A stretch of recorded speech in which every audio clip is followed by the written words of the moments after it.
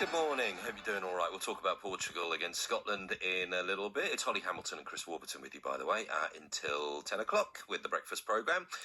We were talking a bit about this on the programme yesterday. The government moving to end no-fault evictions immediately as part of new legislation aimed at protecting renters. It's due to be introduced in Parliament this week. We can have a word with Julie Ford from the Hemel Hempstead Property Network, which supplies support to landlords in that town. Hello, Julie. Morning. Morning, Chris. Morning, Holly. How are you? Morning. Pretty good. We spoke to a representative of Shelter on the programme yesterday, who were very supportive of this idea, obviously, and say it's about time. You know, it's kind of been one of those which has been around for a long time as an idea, hasn't it? And then it's never quite got over the line, and now it's happening. What do you say to those people who say, actually, for renters, this is a long time coming? I agree. It is a long time coming. I mean, the original Renters Reform Bill was laid in front of Parliament in May 2019 and then spent five years moving at a very glacial pace to finally get to the House of Lords for Rishi to then call a general election, and that then went in the shredder. So we were all kind of disappointed. We were hoping it was going to get over the line. So I am really pleased to see that Labour has picked it up to run with it again and haven't wanted to reinvent the wheel. Although it is worrying that they want to get rid of Section 21 immediately that the bill is enacted, because there's so much that goes on around a Section 21 that would need to be robustly enhanced to ensure that landlords can get their properties back when they need to. Like what? So, for example, with a Section 21, although they call it a no-fault notice, it's actually not. It just means the landlord doesn't have any reasons or grounds and doesn't have to prove anything. It's simply a notice. Landlord wants their property back. Thank you very much. So it's quite a swift way to go through the court process. It's literally you apply to the court, you get your possession order, then you get your eviction notice, and it's all done and dusted. That's textbook. It doesn't kind of work like that as quickly through the court. Yeah. But the other option is a Section 8 notice where the landlord has 21 grounds that he has to see that fits the purpose for getting the property back.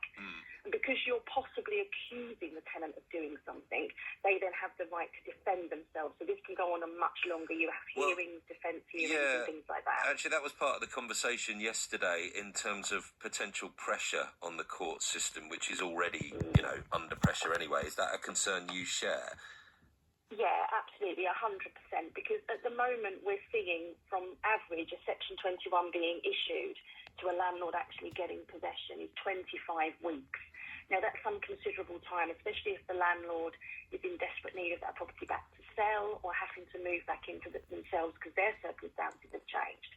So I think the court systems need to be ready and prepared for the change in how we're going to see evictions dealt with. And I'd like to see additional grounds under Section 8 that would sort of replace the reasons why landlords currently rely on Section 21. Okay. I mean, the point is, you're obviously taking this in your stride, Julie, and welcoming it, and I'm sure you represent and support really responsible landlords from the way you're talking, and also the fact that they're part of a property network in the first place. I'm making that assumption anyway. But of course, there are rogue landlords, aren't there? There are landlords in the country, up and down the country, who are not providing the service that is right for tenants, and we know all of this. I mean, do you see much in this bill that is going to clamp down on the kind of behaviour, the kind of conditions that some of those landlords allow to persist? Sadly, I don't. And this was another thing that we saw in the original Renters Reform Bill. Although the idea of the government is to clamp down on these rogue landlords, and absolutely there's some terrible people out there, claiming to be landlords, and the conditions that they're putting their tenants in is just, you wouldn't put an animal in them. But unfortunately, those people already don't abide by the law. That's why they're going under the radar. Yeah. We currently have 169 acts and 402 regulations that govern the private rented sector. What we don't need is more regulation. What we actually need is more enforcement of that current legislation, because that would actually start weeding out those rogue landlords. All this is doing, unfortunately, is punishing the good landlords with more legislation. And is that enforcement from councils, local authorities, is it? Is that how? Yeah, it is.